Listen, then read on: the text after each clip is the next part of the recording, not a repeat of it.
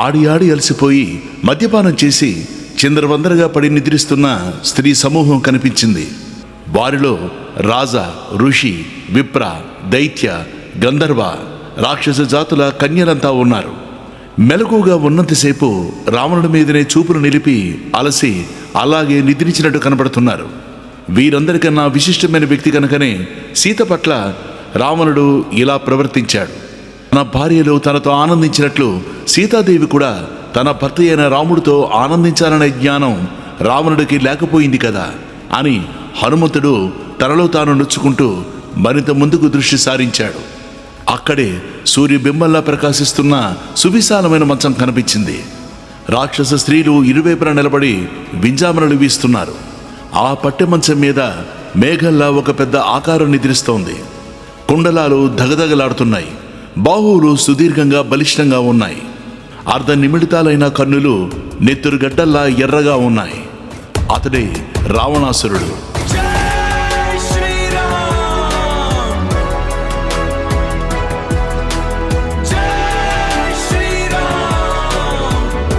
కుందేలు రక్తల్లా ఎర్రగా చల్లగా ఉండే మంచి గంధం శరీరమంతా దట్టంగా పులుముకున్నాడు. సంధ్యాకాశంలో మెరుపులీనుతున్న మేఘల్లా ఉన్నాడు. ఆభరణాలతో నిద్రిస్తున్న మందర పర్వతల్లా ఉన్నాడు. ప్రియభామినుడితో క్రీడించి మద్యమాంసాలు సేవించి నిశ్చితంగా నిద్రిస్తూ సర్పల్లా నిట్టూరుస్తూ ఉన్న ఆ రావణాసురుణ్ణి చూడడంతోనే హనుమంతుడు గతుక్కుమన్నాడు. భయపడినట్లు ఒక్క అడుగు వెనకపడింది. సమీపంలో ఉన్న మరో అరుగు ఎక్కి పరిశీలనగా చూశాడు. మదించిన ఏనుగుతో ప్రశ్రవణ పర్వతంలాగా రావణుడితో ఆ మంచం ప్రకాశిస్తోంది. బంగారు ఆభరణాలతో అలంకరించబడి చాచి ఉన్న బాహువులు ఇంద్రధ్వజాల్లాగా ఉన్నాయి. ఐరావతంతో పోరాడి పోరాడి కాయలు కాసి వజ్రాయుధ ఘాతాలతో విష్ణుచక్ర ఘట్టలతో గట్టిపడి బలిష్టమైన అంశభాగాలతో సుదీర్ఘమైన అంగుళలతో అతడి బాహువులు 5 తలల పాముల్లాగా భయపడుతున్నాయి. కుండలాలు ప్రకాశిస్తున్నాయి. బలిష్టంగా ఉన్న అతడి వక్షస్థలం మీద హారాలు చిక్కులు పడ్డాయి. తెల్లని విలువైన వస్త్రం ధరించాడు. బంగారు ఉత్తరీయం ఉంది. మహాభుజంగంలాగా నిట్టూరుస్తూ ఆ తెల్లని పట్టు మంచం మీద మినుముల రాశిలాగా పడి నిద్రిస్తున్న రావణుడు గంగానదిలో శయనించిన ఏనుగులా కనిపించాడు. సేనాగారానికి అన్ని వైపులా కాంచన దీపాలు మణిభూషణాల కాంతులు చీకట్లను తరిమేస్తున్నాయి. ఎటు చూసినా పట్టపగలు వెలుగు. అతని పాదాల చెంత దగ్గరగా దూరంగానూ ఎందరో సుందరీమణులు నిద్రిస్తున్నారు. వారు ధరించిన పూలమాలలో నలగలేదు, వాడిపోను లేదు. ఆ సుందరీమణుడితో ప్రకాశిస్తున్న ఆ విమానం తారాగణంతో ఆకాశంలాగా భాసిస్తోంది. అలసిపోయి ఎక్కడ వారక్కడ దూరంగా పడి నిద్రిస్తున్నారు. కాముకులతో కూడిన కామినులాగా నిద్రిస్తున్న వారిని చూసి చూసి హనుమ మరోవైపు చూశాడు. అక్కడ ఒక ప్రత్యేకమైన మంచం మీద నిద్రిస్తున్న ఒక సౌందర్య రాశి కనిపించింది. ముత్యాల దండలు, మణిభూషాలు ధరించి తన సౌందర్యంతో బంగారు రంగుతో ఆమె ఆ భవనానికి వన్నె చేకూరుస్తోంది. ఆమె మండోదరి. ఆమె రూప యవ్వనాలను చూడడంతోనే హనుమంతుడు మొదట సీతాదేవి అనుకున్నాడు. పట్టరాని ఆనందంతో గంతులు వేశాడు. జబ్బలు చరుచుకున్నాడు. చెంకలు కొట్టుకున్నాడు. తోకను ముద్దు పెట్టుకున్నాడు. అటు దూకాడు, ఇటు దూకాడు, స్తంభాలెక్కాడు, కిందకు పడ్డాడు. ఒకటేమిటి, కపి ప్రకృతి అంతా చూపించాడు. అంతలోనే తెప్పరిల్లి ఆలోచించాడు. సీతాదేవి అయితే రాముణ్ణి ఎడబాసి ఇలా నిద్రిస్తుందా? ఇలా అలంకరించుకుంటుందా? పరమపురుషుణ్ణి, వాడు దేవేంద్రుడి అగుగాక, సమీపిస్తుందా? అందువల్ల ఈమె సీతాదేవి కాదు, ఎవరో అని నిశ్చయించుకుని సీనాగారం నుంచి బయటపడి పక్కనే ఉన్న మరో విశాల మందిరంలోకి సీతాన్వేషణ తత్పరుడే ప్రవేశించాడు. అది రావణాసురుడి పానశాల.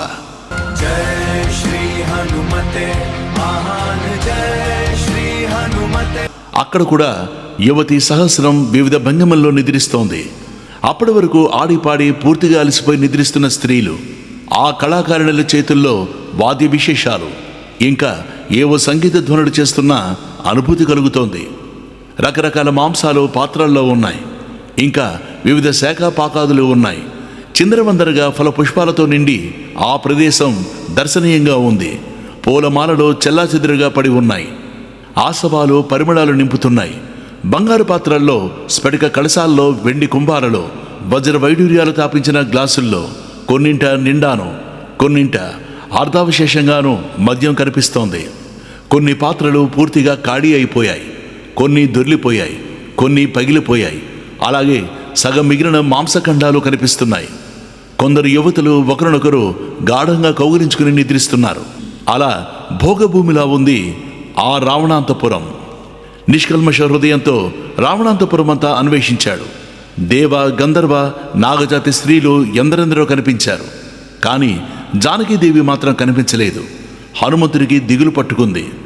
సముద్రం లగింపజేసి వచ్చిన శ్రమంతా వృధా అయిపోయింది.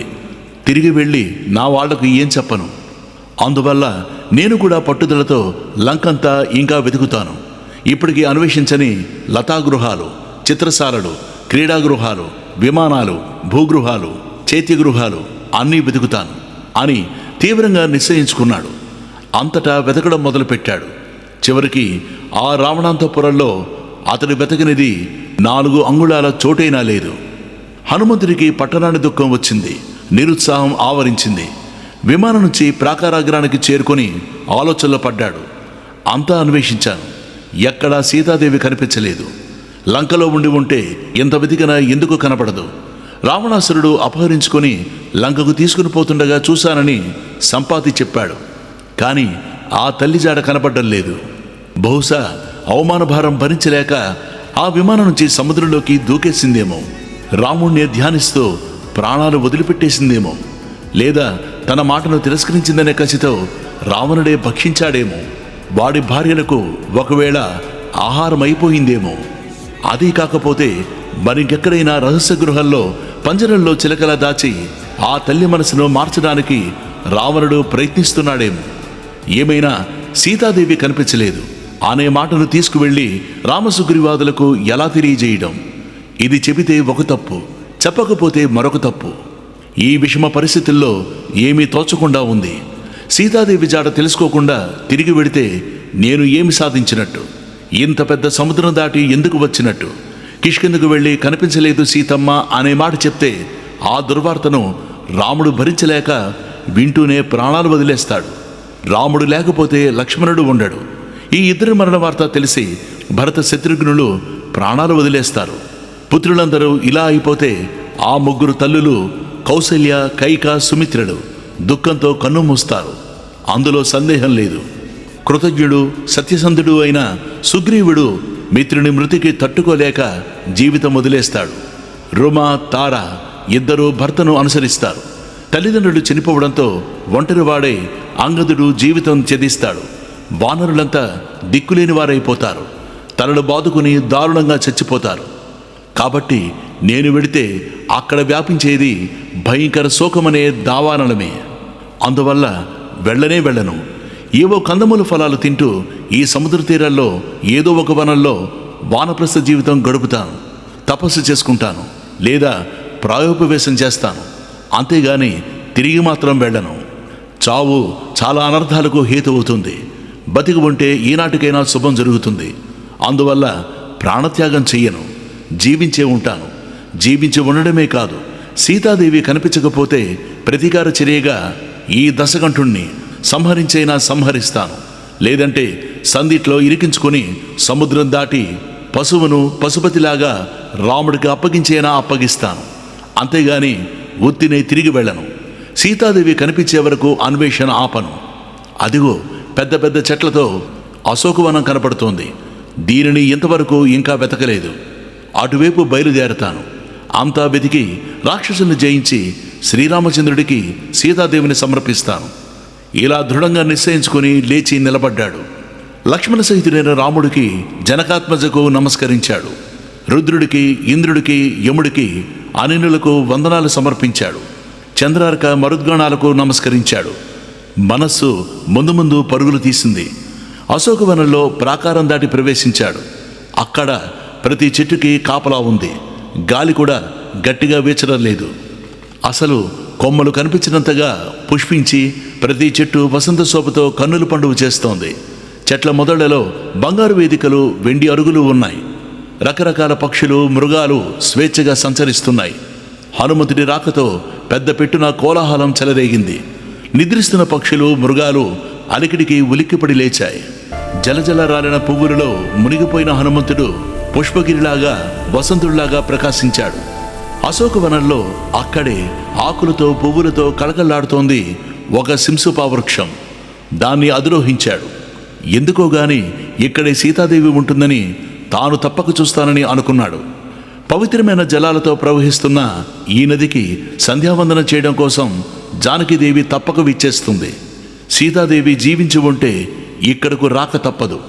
రకరకాల చెట్లతో సుగంధ పరిమళాలతో గంధమాధవ పర్వతంలాగా ఉన్న ఆ అశోకవనం ఎంతో అందంగా ఉంది.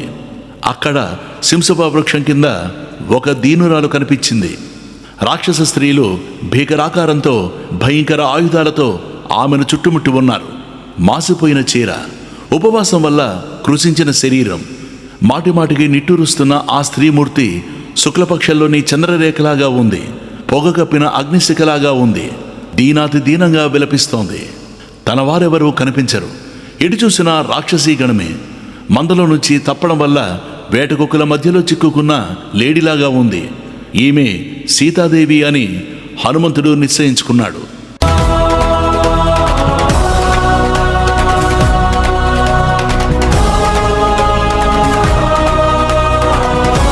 శ్రీరాముడు వర్ణించి చెప్పిన సీతాదేవి వస్తువులన్నీ అదిగో ఆ చెట్టు కొమ్మకు వేలాడుతున్నాయి. ఏ ఉత్తరీయానికి మూటగట్టి వస్తువులను విడిచిపెట్టిందో అదే వస్త్రం ఈమె శరీరంపై ఉంది. ధూళి దూసరితమైపోయినా ఇది అదే అని రంగు చెబుతోంది. ఎవరికోసమైతే రాముడు ఎంతగా పరితపిస్తున్నాడో ఆ సీతాదేవి నిస్సంశయంగా ఈమె. ఒకరికొకరు తగినట్లు ఉన్నారు. ఈమె మనసు రాముడి పట్ల, రాముడి మనసు ఈమె పట్ల స్థిరంగా ఉంది. ఎటువంటి మహాసాధ్వికి ఎటువంటి దుర్దశ పట్టింది.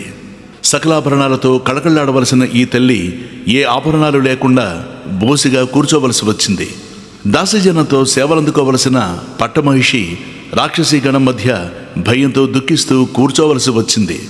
హతవీధి మహానుభావుల శిక్షల్లో పెరిగిన శ్రీరాముడికి ఇల్లాలై లక్ష్మణుడికి వదిలిగారైన సీతాదేవికి ఇంతటి కష్టం వచ్చిందంటే కాలమహిమ ఎంతటిదో కదా.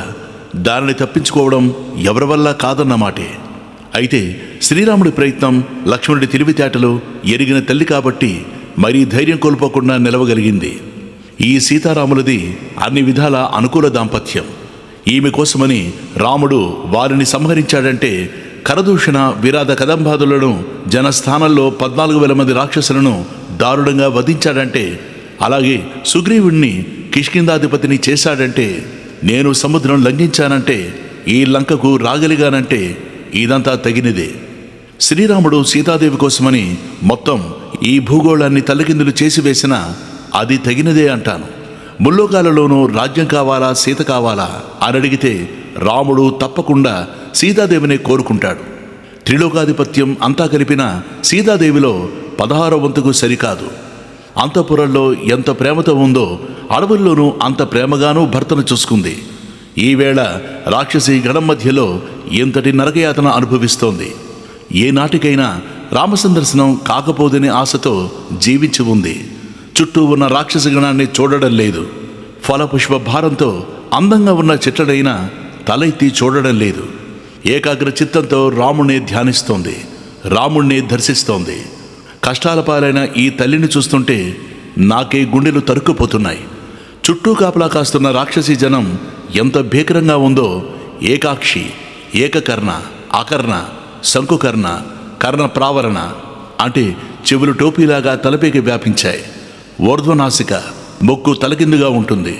మహాశిరస్క, మహాకంఠి, ధ్వంసకేసి, అకేసి, కేశ కంబళధారిణి, లంబకర్ణ, లంబలలాట, లంబోదర, లంబపయోధర, లంబోష్టి, చుబుకోష్టి, లాంబస్య, లంబజానుక, కబ్జ, వామన, వికట, కరాళ, భుగ్నవక్త, పింగాక్ష, వికృతానన, కలహప్రియ ఇటువంటి రాక్షసీ గణం సోల, ముద్గుర భీకరాయుధాలు ధరించి తిరుగుతున్నారు.